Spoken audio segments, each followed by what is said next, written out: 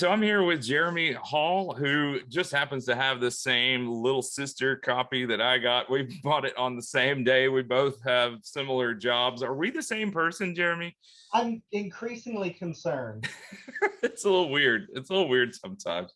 I have my oldest son is named Elijah. Your daughter is named Eliza. It's weird. It's We got weird. problems Anyway, here. Or maybe not. so tell me about your little sister. So I know what mine's like. What's yours like? You got a capo on there. What's up with that? So I freaked out when I saw this guitar on Firefly because I'm a Firefly fan. Yeah, I've got their 335 knockoff, and I've had a thin line telly from them. And I saw the little sister pop up, and this is a dream guitar, the real little sister. Like the best you can do used on their like entry level, 1,200 if it's really used. The ones you want are like $4,000. So just the thought of having a guitar that looks like that, I was in. So really excited about it. But yeah, I've got a capo on the first fret. Let me see if the camera can see this. The nut is so impossibly high that I've had to capo and down 2.5 steps to play in standard with you today. Wow. Okay, that's a little much. That's a little extra right there. Like what? This guitar needs help. Well, what else about it though? Like what? I mean, once you did that, is it like totally usable now, or is there anything else going on? It's okay. I've had to adjust the neck. It needs a proper tune, like setup. Like I can set up a guitar. This needs a proper setup. And there's some things like the tailpiece. I don't know entirely how to work with these. So, but it's got a tune-o-matic bridge. It's not the hardest thing to deal with. It came out of the box. The intonation was bad. The neck was bowed forward, and the nut must be filed. I thought I muted my phone. It's okay. So, okay, well, I'm in love with it. in spite of all that, you still love it. Yes, like any good man of character, I love her for her looks alone and nothing else. It is beautiful. I mean, it really is beautiful. Now, mine came out of the box. It looks like somebody, I don't know, accidentally got some sandpaper on the edges, like on just a couple of little spots. I don't know what. Yeah. Well, you probably can't see it. I'll try to get a close up and add it in there, but it's I mean, it looks like somebody accidentally buffed it with sandpaper or a sander after the finish was on there. There's one spot where it's even yeah, I can see that. It's even chipped a tiny bit. So I don't know what's going on there. It's beautiful. Now, what about check those out. That is not straight. Are yours straight? Well, I wish you hadn't brought it up because they're not, and I haven't seen it yet. Not perfect. Yeah. And I'm curious, is it the tuning machine that's not perfect, or is it just an imperfection in the cut of the wood? I think that's probably more likely. I think so. Here's my take on Fireflies in general. They have a quality control issue. You can buy a $200 Firefly, have it come out of the box, and be tour ready.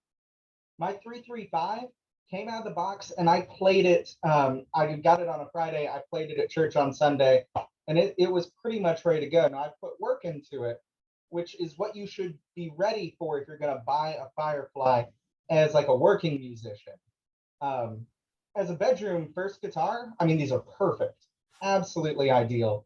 But if you want to really play it, all of them are going to need a little help. Yeah. So it's kind of one of those things you have to make some concessions if you're going to spend $200.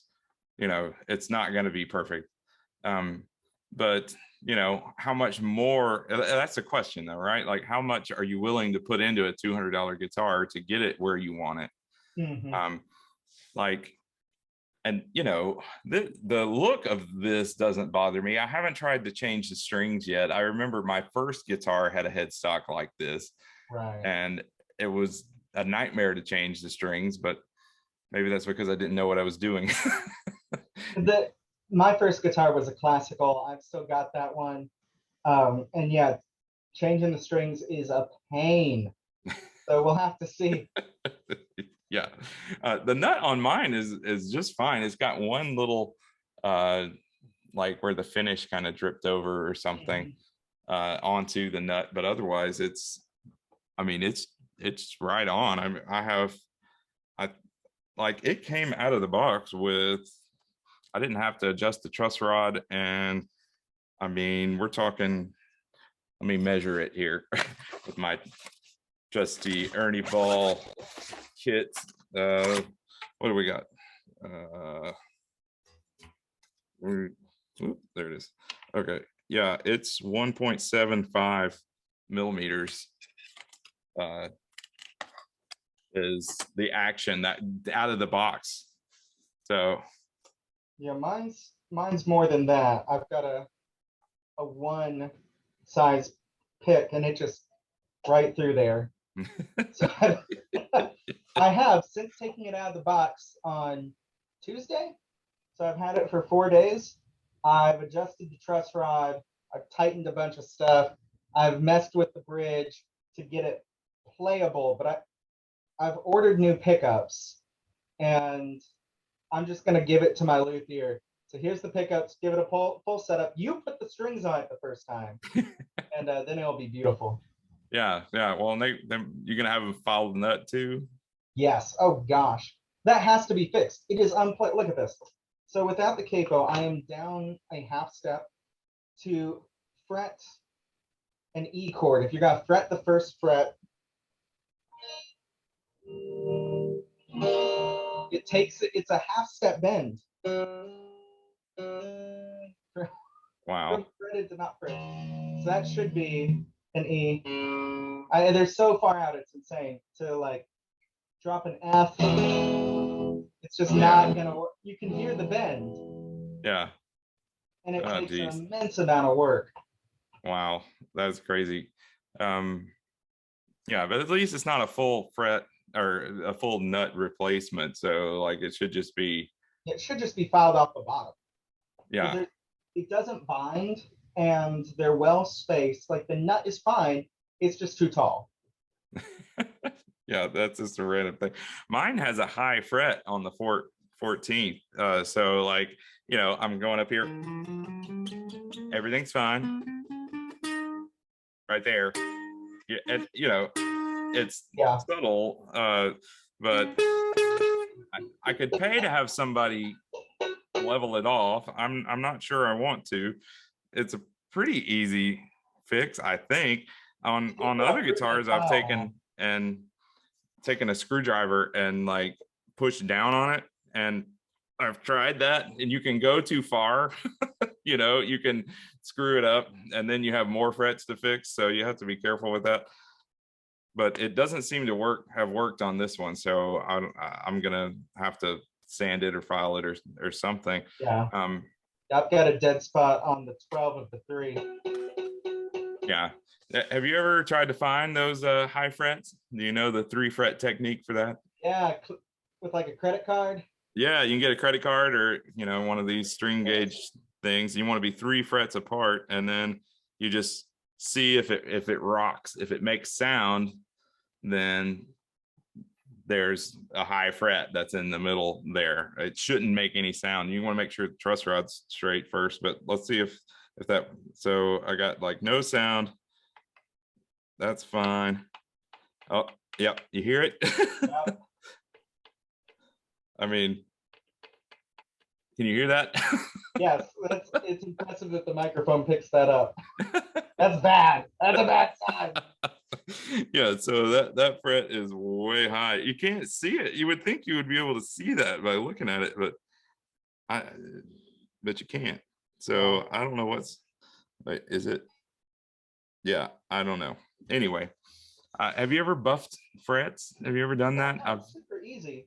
You like you said, it's just like the screwdriver thing though. Once you go too far, it's like filing the legs on a table. You can't put it back. But you put tape down on the sides of it, and Ernie Ball probably makes them, but I've got a set of files that are they are fret shaped. You and then check it again and file it 2 or 3 times and check the rocker technique again. And that's the poor man's fret shaving. Yeah, yeah. Well, and I saw something the other day to check whether the neck is straight. You just put your little finger on the 13th and another one on the first fret, and then you see if you how much space you have at the 6th fret. Like it should barely move. Like a business card should fit in there, and so you should barely hear a tiny bit. But if there's a lot of space, then you know that you need to tighten the truss rod. So how was it to tighten it with the down here? Do you prefer? Oh, it's very easy. So it came very good sign with tension on the truss rod, and they've done this great. What is the name for this? Is it bottom neck? I've heard that, and I've heard sounds good. style. I don't know. But it's this older style exposed truss rod with a wheel rather than going straight in like a fender style. And so you just stick anything that fits in that hole, hashtag that, and give it a little push. And so a very small adjustment does get it to move. So right now I've gotten fairly happy with it. I think it's pretty straight now, but like I said, I'm gonna give it to my guy and have him actually try to make this into a touring guitar. Nice. So you play through a Vox and you got all these awesome pedals and stuff. And even with all that, you still think you need new pickups in it? So yes and no. So I've got some hot takes on here. First off, the pickups, they suck. I hate these pickups. I don't have a lot of P90 experience. You've got more P90 than I do. So I'd like to hear your thoughts first, and I'll tell you what I'm experiencing. Well, I mean, they're not as bright as just regular single coils. They're a little bit warmer. They're a little bit grittier. They break up faster. They're more like a humbucker, but not as mean as all that. So I mean, they really sit in between just single coil and humbucker, but you should still have more clarity than on like a cheap humbucker. Yeah, you strum it and it's just like all of it. You can't tell you're playing more than one string. It all just kind of bleeds together. This should have more clarity than that. And I mean, even that, I'm a little out of tune, but that it's a little muddy. Yeah. Have you put new strings on it? No. That's if you buy a Firefly, that is among the things you should do in the first 5 minutes is put real strings on them. These are a joke, but I haven't done that yet either, and so they've already gone out to. Yeah. Well, but so with my pickups, I think the neck pickup sounds like trash. And I think the bridge pickup sounds like angrier trash. Like it sounds like a tin can. But I don't know if there's a third thing that it's doing with the pickup selector because it's a 3-way. If it's just a pure blend or if it's doing something else. Because together, I almost like it. Yeah. And you mentioned the box and all the pedals. I do have my pedal board here, and I am running through an Audix i5 microphone pointed at the cone of the Vox at about 4 inches away. I have found a sound that I adore with my setup, but there's only one. So well, at least you got one. Do you think it looks too straight to me? Like the saddle looks too straight. Isn't it supposed to follow the curvature of the thing? Like, the 12-inch radius or whatever. Isn't it supposed to follow that? With a Tune-o-matic like this, it should be level with the fretboard, but you're right, it should match the curvature of the fretboard. Like, here's my D'Angelico. Let's see. Yeah, I can see much more curvature Yeah, there's almost none on it this LS. versus, yeah, like you But can the see. would you say that D'Angelico is an arch top? Whoop, now that I've broken everything. Yeah, it does arch a tiny bit. Because the LS is completely flat. Yeah, well, like. but the fretboard shouldn't be. Like if you look down it, right, it is radius. You can see some curvature on it, but I'm seeing no curvature on the strings. And I wonder if just replacing that, you know. As a flat earther, I'm very pleased with the state of the bridge. You like it being flat. All right, so let's hear your amp setting. What you got? Okay, so to get this guitar to sound good, I've had to boost my bass way more than I normally would, or it just sounds plastic. Now over on the board, I'm fairly compressed. I'm going into a Blue Note drive from JRAD, which I pull the tone all the way out and put the fat all the way up. So it's pushing the low end.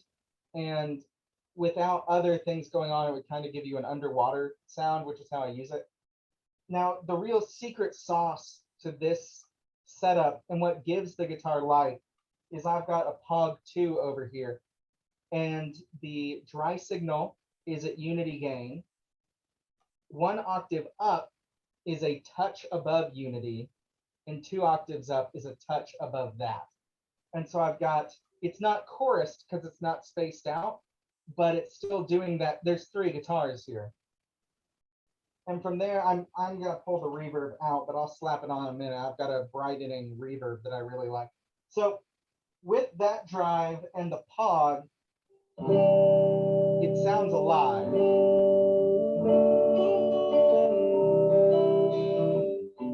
It's already gone back out too. I just tuned it.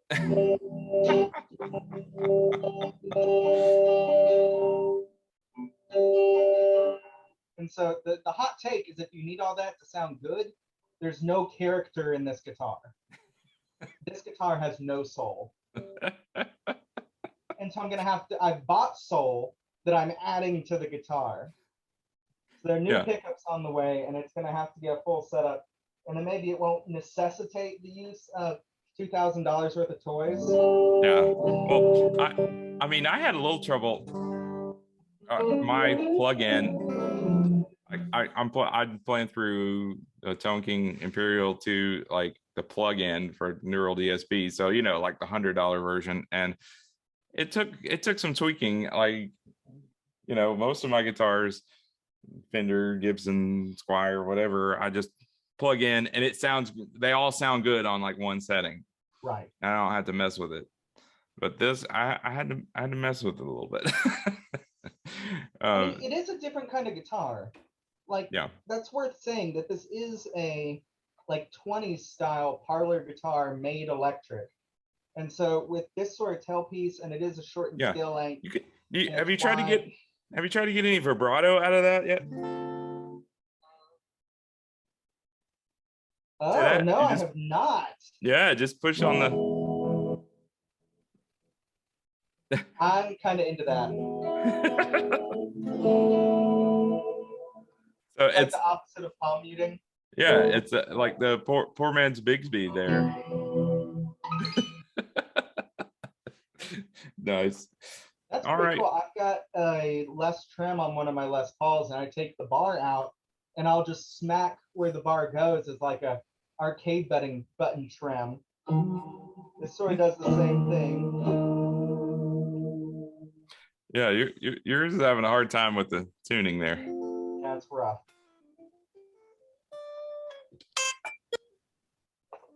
But it just has a cool vibe, though. You know, it's unique. It's different. It just feels good.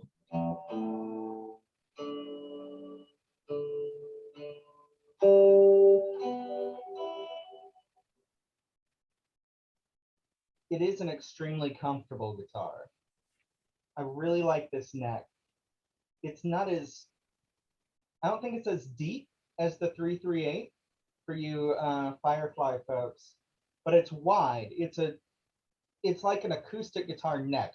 It's wider, it flares a little as you get down, but it's not too tapered. It's very playable. Both of us sprung for the no cutaway, but the body starts at the 14, and I can comfortably reach all the way up the neck. Yeah. So the cutaway wasn't necessary on this one. The body's so small anyway. And so it being short and the floating tailpiece, it's very slinky. It's very easy to take these strings for a ride. And it pretty much, it does what I tell it. Yeah. So I think this guitar has a lot going for it. Maybe we'll circle back in a few months and see what you were able to do with it. See if I could fix my high fret and see what's out there. Well, thanks for tuning in today. Thanks for joining me for this video. And who knows what we're gonna buy next. And neither do our wives, and they never will. But let's all tell each other and see if we buy the same thing. Right? No, I sent Justin a picture of this guitar. It's like, dude, I just bought this guitar. And he says, me too. That's so weird. All right, man. Peace out.